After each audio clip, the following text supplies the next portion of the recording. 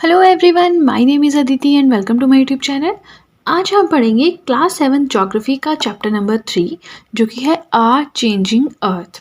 Right, हमारी अर्थ में क्या क्या चेंजेस आ रहे हैं, कैसे हमारा लैंडफॉर्म चेंज हो रहा है, वो सब हम आज पढ़ेंगे। इससे पहले यहाँ पे जो हमारा चैप्टर स्टार्ट होता है उसके लिए आपको प्रीवियस चैप्टर थोड़ा सा देखना पड़ेगा, क्योंकि हमने पढ़ा था कि लैंड की जो डोमेन होती है उसे कहते हैं lithosphere. Right, domain of the land is called lithosphere. तो अब हमारी सारी की सारी कहानी इस चैप्टर की ना लिथोस्फीयर से स्टार्ट होती है। जो लिथोस्फीयर होता है that is broken down into number of plates called lithospheric plates. जो लिथोस्फीयर है वो बहुत सारी प्लेट्स में जो है वो टूटा हुआ है, बटा हुआ है, जिन्हें लिथोस्फेरिक प्लेट्स कहते हैं। ठीक है, अब ये प्लेट्स किस तरह से, आप कैसी प्लेट सोच रहे हैं? अगर ये हमारा लिथोस्फीयर है मान लीजिए, तो इसके नीचे कोई एक प्लेट यहाँ होगी, कोई एक प्लेट यहाँ होगी, कोई एक प्लेट यहाँ होगी। प्लेट मतलब लेयर्स, एक के नीचे दूसरी। अब मान लीजिए जैसे मेरे दोनों हाथ हैं, दोनों प्लेट्स हैं, ये ऊपर वाली प्लेट है, ये नीचे वाली प्लेट है, इस तरह से। राइट, अब थोड़ा सा लिथोस्फेरिक प्लेट्स का देख लेते हैं कि होती क्या है। हमने बता दिया कुछ इस फॉर्म में होती हैं। ठीक है, अर्थ के नीचे होती हैं, लैंड के नीचे होती हैं। Move around very slowly just a few mm each year. बहुत धीरे धीरे ये जो है मूव करती हैं। आप कह सकते हैं कि कुछ जो है एक साल में मूव करती हैं। और ये मूव कैसे करती हैं? अब देखिए, मैंने कहा कि ये दोनों प्लेट्स हैं, ये ऊपर वाली है, नीचे वाली। तो इसके जो आसपास का एरिया है वहाँ पे मोल्टन मग्मा है। मग्मा हमने पढ़ा है क्या होता है, ठीक है, वो मोल्टन मग्मा है। अब क्योंकि वो लिक्विड चीज़ है तो उसमें तो सॉलिड चीज़ तैरेगी ही, है ना। अब अगर आप तेल में कोई चीज़ डाल दो तो वो इधर उधर हिलती तो रहेगी, है ना। तो कुछ तेल जैसा तो नहीं, बट समथिंग लिक्विड सा या मोल्टन मेल्ट किया हुआ मग्मा है हमारी अर्थ के अंदर। ठीक है, there movement causes changes on the surface of earth. अब होता क्या है, ये प्लेट्स ऐसे ऐसे हिलती रहेंगी, कहीं ना कहीं को मूव करती रहेंगी। तो इससे जो अर्थ का सरफेस है, यानी अर्थ के ऊपर जो सरफेस है, उस पर भी चेंजेस आ रहे हैं। ठीक है, अब जो अर्थ की मूवमेंट्स होती हैं ये कुछ फोर्सेस पे डिपेंड करती हैं, या फिर हम कह सकते हैं हम इन्हें कुछ फोर्सेस में डिवाइड कर सकते हैं। ये फोर्सेस एक्ट करती हैं अर्थ के इंटीरियर पर, पूरा का पूरा खेल ही जो है वो बिल्कुल चेंज कर देती है। अब देखिए, यहाँ पे टेबल दिया है, पूरे चैप्टर में हमें यही पढ़ना है और पढ़ना ही कुछ नहीं है। राइट, तो देखिए सबसे ऊपर क्या लिखा है, अर्थ मूवमेंट्स, के अर्थ में मूवमेंट होती कैसे है। तो हमारा चैप्टर भी यही है कि अर्थ की मूवमेंट्स को हमें पढ़ना है। राइट, तो अर्थ में मूवमेंट दो तरह से होती हैं, या तो एंडोजेनिक फोर्सेस की वजह से या एक्सोजेनिक फोर्सेस की वजह से। अब एंडो और एक्सो ये क्या है, कैसी फोर्सेस हैं, क्या मतलब है इनका, क्यों पढ़ रहे हैं हम? देखिए, the forces which act on the interior of the earth, the forces which act on the surface of the earth। कुछ फोर्सेस होती हैं जो अर्थ के अंदर जो होती हैं, अर्थ के अंदर कुछ वाइब्रेशंस क्रिएट करती हैं जिसकी वजह से अर्थ पे फर्क पड़ेगा। ठीक है, इसका एग्जांपल दे देती हूँ, अर्थक्वेक। कुछ वाइब्रेशंस होती हैं अर्थ के अंदर जिसकी वजह से अर्थ के ऊपर जो बिल्डिंग्स है वो सब टूट जाती हैं। ठीक है, इस तरह की हो गई एंडोजेनिक फोर्स। एक्सोजेनिक क्या होती है, जो अर्थ के सरफेस के ऊपर ही जो है वो कुछ ना कुछ करती है। जैसे नदी है, बाढ़ आ गई तो ऊपर से ही बाढ़ आई ना। ठीक है, ये तो जस्ट मैंने एक एग्जांपल दिया, बाकी डीप डाउन हम आगे पढ़ेंगे, आपको समझ आ जाएगा। ठीक है, तो एंडोजेनिक हो गई अर्थ के अंदर जो फोर्सेस क्रिएट होती हैं या वाइब्रेशंस क्रिएट होती हैं। एक्सोजेनिक हो गई जो अर्थ के ऊपर ही, यानी अर्थ के सरफेस पे ही जो भी फोर्सेस या वाइब्रेशंस क्रिएट होती हैं। अब एंडोजेनिक के भी दो एग्जाम्पल्स आप कह सकते हैं। एक है सडन फोर्सेज जो एकदम आती हैं, और जो सडन फोर्सेज होती हैं ना, ये सबसे ज़्यादा डिस्ट्रक्शन करती हैं अर्थ के ऊपर। ठीक है, इसमें क्या क्या है, अर्थक्वेक, वोल्केनो, लैंडस्लाइड, हमें इनके बारे में पढ़ना है। लैंडस्लाइड के बारे में कुछ नहीं दिया है। लैंडस्लाइड तो आपको पता ही है, बहुत ज़्यादा बारिश हो तो ज़मीन जो है वो, आपने देखा होगा रोड के साथ जो पहाड़ होते हैं वो ज़मीन खिसकनी, मूव करनी स्टार्ट हो जाती है, उसे लैंडस्लाइड कहते हैं। इसके बारे में नहीं दिया बुक में, हम पढ़ेंगे अर्थक्वेक एंड वोल्केनोस के बारे में। दूसरी होती है डायस्ट्रॉफिक फोर्सेस, जो कुछ बनाती हैं, ये माउंटेन्स बनाती हैं। ठीक है, फिर है इरोजनल एंड डेपोजिशनल फोर्सेस, ये भी इसी का एक टाइप है। जैसे नदियां हैं, वो भी अर्थ के ऊपर, अर्थ के सरफेस पे कुछ चेंजिंग्स करती हैं। क्या चेंजिंग्स करती हैं वो हम पढ़ेंगे। हवाएं हैं, सी वेव्स हैं, ग्लेशियर्स हैं, सब कुछ चेंज करते हैं, तो ये सब कुछ हम पढ़ेंगे। अब आगे जो हमारा चैप्टर है वो यहाँ से मेन स्टार्ट होता है। अर्थ के मूवमेंट्स आपको समझ आ गई, लिथोस्फीयर आपको समझ आ गया, लिथोस्फेरिक प्लेट्स आपको समझ आ गई। तो अब चलिए चलते हैं नेक्स्ट पेज की तरफ। एंडोजेनिक फोर्सेस में हमने क्या पढ़ा, सडन फोर्सेस जो एकदम से आती हैं। अब इसमें भी दो एग्जांपल्स हमने पढ़े थे, वोल्केनोज एंड अर्थक्वेक। तो अब इस पेज में हम पूरा का पूरा उसी के बारे में पढ़ने वाले हैं, बहुत अच्छे से पढ़ने वाले हैं, आपके सारे डाउट्स यहाँ पे क्लियर हो जाएंगे। वोल्केनो क्या होता है, हिंदी में इसे क्या कहते हैं, ज्वालामुखी का फटना। Okay, vent or opening in the earth's crust through which molten material erupt suddenly. Volcano क्या होता है, अर्थ में कोई होल हो जाता है, कोई ओपनिंग, कोई जगह होती है, वो खुल जाती है और वहां से जो है जो मोल्टन होता है मतलब लिक्विड चीजें बाहर आनी स्टार्ट हो जाती हैं, उसे कह दिया वोल्केनो। अर्थ में से एकदम जमीन फटी, बाहर कुछ आना स्टार्ट हो गया, उसे नाम दे दिया वोल्केनो का। ओके, अब थोड़ा डेप्थ में देख लेते हैं। सबसे पहले तो आपको बता दूं कि जो मगमा क्या होता है। मगमा ये होती है गैसेस, ऐश, धुआं, गर्म चीजें जो कि अर्थ के अंदर होती हैं। ठीक है, अब जब मगमा अर्थ के अंदर होता है, जब ये लिक्विड चीजें, मोल्टन चीजें अर्थ के अंदर होती हैं, तो हम इसे कहते हैं मगमा। जब ये अर्थ के बाहर आ जाती है तो हम इसे कहते हैं लावा। देखिए, मगमा और लावा एक ही चीज है, बट हम कंफ्यूज हो जाते हैं, मगमा क्यों बोल रहे हैं, अभी लावा क्यों बोल रहे हैं। अब यहाँ पे देखिए, मगमा कहाँ से निकलेगा, मगमा चैम्बर से निकलेगा, यहाँ से। ठीक है, ये हमारी क्रस्ट लेयर है, ये हमारी मेंटल लेयर है। हमने पढ़ा था प्रीवियस वीडियो में 3 लेयर्स होती हैं, क्रस्ट, मेंटल, कोर, राइट। तो मगमा चैम्बर है ये, यहाँ से मगमा निकला देखो, और ये अर्थ के बाहर पहुंच गया। ये क्या है, एक पहाड़ी सी है, अर्थ के बाहर पहुंच गया, इसे नाम दे दिया लावा। क्या हम इसे अब यहाँ पे मगमा कह रहे हैं, नहीं, अब हमने इसे नाम दे दिया लावा का। अंदर था ये मगमा, बाहर जाके हो गया लावा। वेंट मतलब कोई होल या ओपनिंग या छेद जिसमें से बाहर निकल रहा है। क्रेटर मतलब टॉप में जो एक होता है ना, सर्कुलर सी चीज बन जाती है जहां से बाहर निकलता है, तो टॉप मोस्ट जो पार्ट होता है वो होता है क्रेटर। अब ये यहाँ पे गैसेस निकल रही हैं, धुआं, ऐश, मोल्टन मगमा, सब कुछ बाहर निकल रहा है। ये पूरा का पूरा क्या है, इसको हम कह देंगे कि वोल्केनो इरप्शन हो गई, वोल्केनिक इरप्शन हो गई, ज्वालामुखी फट गया। आई होप आपको ये क्लियर है, कोई डाउट नहीं है। अगर कोई भी डाउट है कमेंट सेक्शन में मुझे बताइए, मैं उस डाउट के लिए एक अलग से वीडियो बना दूंगी।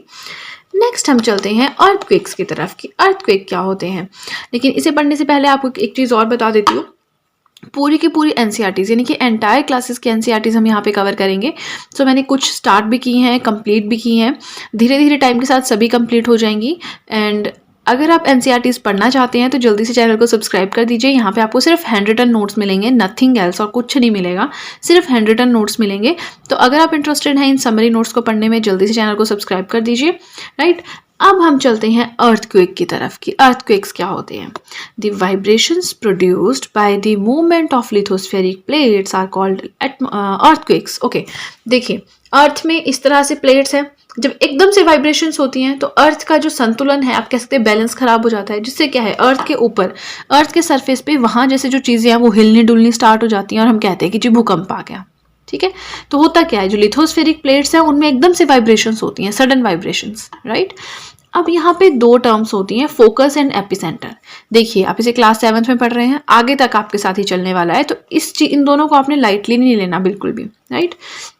फोकस क्या होता है, the place in the crust where the movement starts. Movement या आप वाइब्रेशंस कह लीजिए, अर्थ की क्रस्ट में अंदर जहां पे वाइब्रेशन स्टार्ट होती हैं उसे कहते हैं फोकस। अब देखिए, ये क्या है, हमारे अर्थ का सरफेस है, ये अर्थ के अंदर कहीं पार्ट है, तो वहां पे जहां से वाइब्रेशन स्टार्ट हुई, लिथोस्फेरिक प्लेट्स में मूवमेंट हुई, वाइब्रेशन हुई, उस जगह को, उस पॉइंट को नाम दे दिया फोकस का, राइट। अब पढ़ते हैं एपिसेंटर क्या होता है, the place on the earth surface above focus. Focus के बिल्कुल ऊपर, अर्थ के सरफेस के ऊपर जो पॉइंट होता है उसे कहते हैं एपिसेंटर, राइट। फोकस होता है अर्थ के नीचे जहां से एमर्ज होता है पूरा का पूरा अर्थक्वेक, और एपिसेंटर होता है अर्थ के ऊपर, right. Greatest damage is usually closest to the epicentre. सबसे ज्यादा डैमेज जो होता है, जान मान की जो हानि होती है, वो एपिसेंटर के आसपास ही होती है। ठीक है, तो आई होप आपको ये अर्थक्वेक का सारा कंसेप्ट भी समझ आ गया हो। अब देखिए, आप देख रहे होंगे यहाँ पे साइड में मैंने एक ब्लॉक डायग्राम सा बनाया है, इसमें लिखा है EQ वेव्स, मतलब अर्थक्वेक वेव्स, मैंने शॉर्टकट में लिख दिया है। अर्थक्वेक वेव्स क्या होती है, देखिए ये 3 तरह की होती हैं, P waves, S waves, L waves. Book में ये भी साफ साफ मेंशन किया है कि आप हाई क्लासेस में जैसे जाएंगे इनके बारे में ज़्यादा पढ़ेंगे, बट जितना बुक में दिया है मेरी रिस्पॉन्सिबिलिटी है कि वो हर एक चीज़ में आप तक पहुँचाऊँ। तो अर्थक्वेक वेव्स है 3 तरह की, P, S and L। P waves को कहते हैं लॉन्गिट्यूडिनल वेव्स, एस वेव्स को कहते हैं transverse waves, and L waves को कहते हैं सरफेस वेव्स, राइट। तो हमारा अर्थक्वेक का कंसेप्ट यहीं पे खत्म हो गया। अब चलिए चलते हैं नेक्स्ट पेज की तरफ। अब देखिए, हमने जो पढ़ा था एंडोजेनिक फोर्सेस, वो वाला कंसेप्ट हो गया पूरा। वोल्केनो पढ़ लिया, अर्थक्वेक पढ़ लिया, लैंडस्लाइड बुक में दिया नहीं है। अब हम पढ़ेंगे एक्सोजेनिक फोर्सेस के बारे में, राइट। एक्सोजेनिक फोर्सेस कौन सी होती हैं, तो चलिए स्टार्ट करते हैं। एक्सोजेनिक क्या है, जो अर्थ के सरफेस पे होती हैं, मतलब अर्थ के सरफेस पे कुछ चेंजेस हो रही हैं जिसकी वजह से पूरा का पूरा स्ट्रक्चर चेंज हो रहा है। चलिए अब देखते हैं, बहुत ज़्यादा इंटरेस्टिंग है ये वाला पार्ट। मैंने थ्रू डायग्राम्स पूरा का पूरा यहाँ पे विद कलरिंग रिप्रेजेंट किया, सो दैट आपको बोरिंग बिल्कुल भी ना लगे। Major landforms. अब मेजर लैंडफॉर्म्स क्या है, देखिए, landscape is being continuously worn by two processes. जो हमारी लैंड है ना वो टूटती रहती है, बनती रहती है, टूटती रहती है। तो उसके टूटने में मेनली दो प्रोसेसेस होते हैं जिनका काम रहता है। कौन है वो दो प्रोसेसेस? वो है weathering and erosion. Weathering and erosion हम सोचते हैं सेम सेम ही है, बट हल्का सा डिफरेंस है इसमें। देखते हैं क्या है। वेदरिंग क्या है? Breaking up of rocks on the earth surface. Earth के सरफेस पे कोई चट्टान टूट गई, मतलब उसे वेदरिंग का नाम दे दिया। ओके। इरोजन क्या होता है? Wearing away of land by different agents like water, wind, ice transported and then deposited.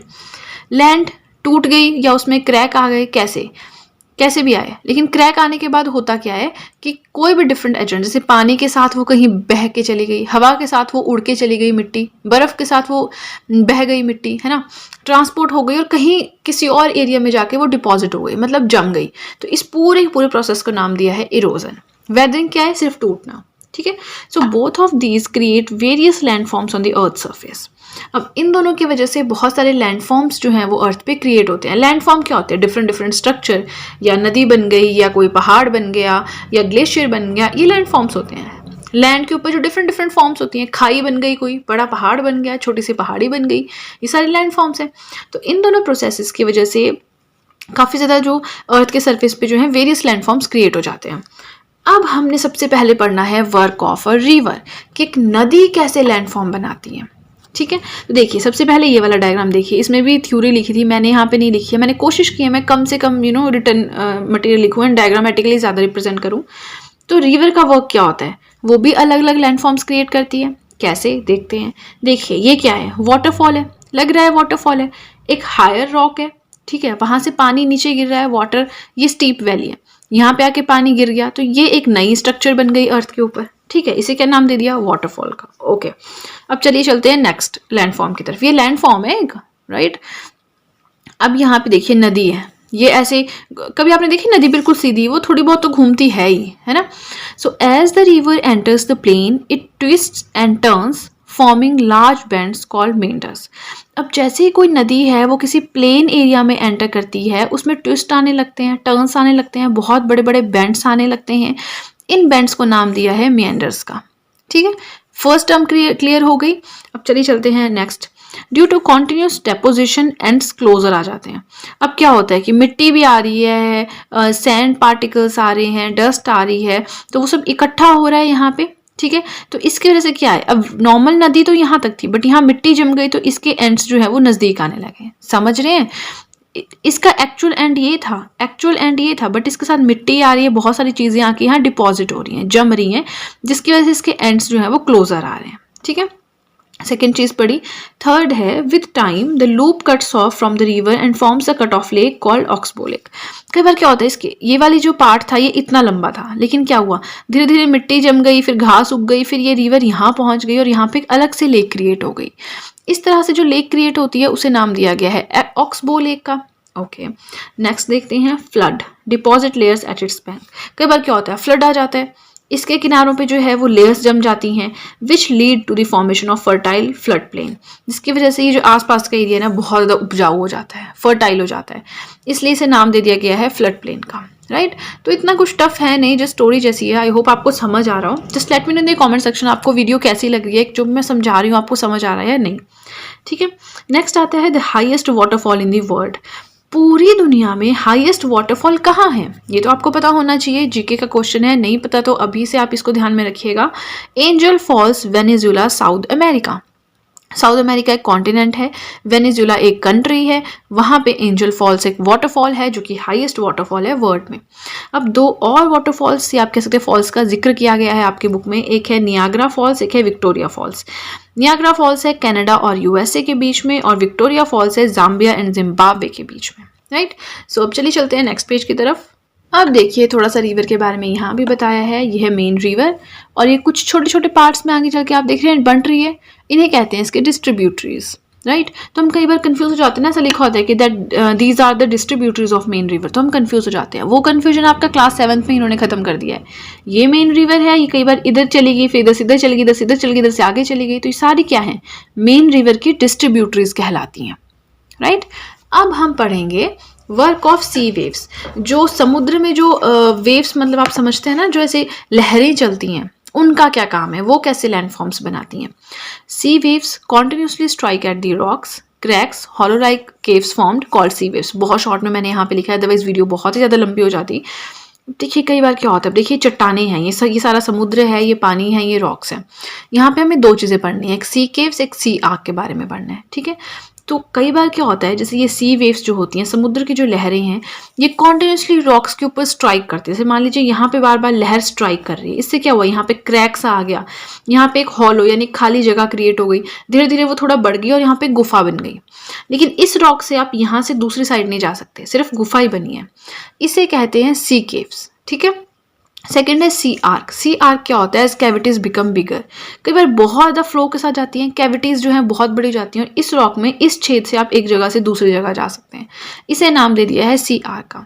C caves हो गई सिर्फ गुफाएं, रॉक को आप क्रॉस नहीं कर सकते सी केव्स में। सी आर्क हो गई कि आप इधर से उधर जा सकते हो रॉक से, क्योंकि कैविटी बहुत बड़ी हो गई है, ठीक है। जो सी केव्स था उसका भी हो गया। अब हम पढ़ेंगे वर्क ऑफ आइस, कि आइस का क्या वर्क है, बर्फ का क्या खेल रहता है सारे में। सो ग्लेशियर्स जो होते हैं उन्हें रिवर्स ऑफ आइस कहते हैं, मतलब बर्फ की नदियाँ कहते हैं। ग्लेशियर्स क्या है, वो बर्फ पानी है या एक तरह से, ठीक है, बर्फ जमी हुई है उनमें। तो बहुत बड़े बड़े ग्लेशियर्स आप इमेजिन कीजिए कि बर्फ से ढके हुए सफ़ेद सफ़ेद ग्लेशियर्स हैं, लेकिन उनके नीचे क्या होता है, खाई होती है।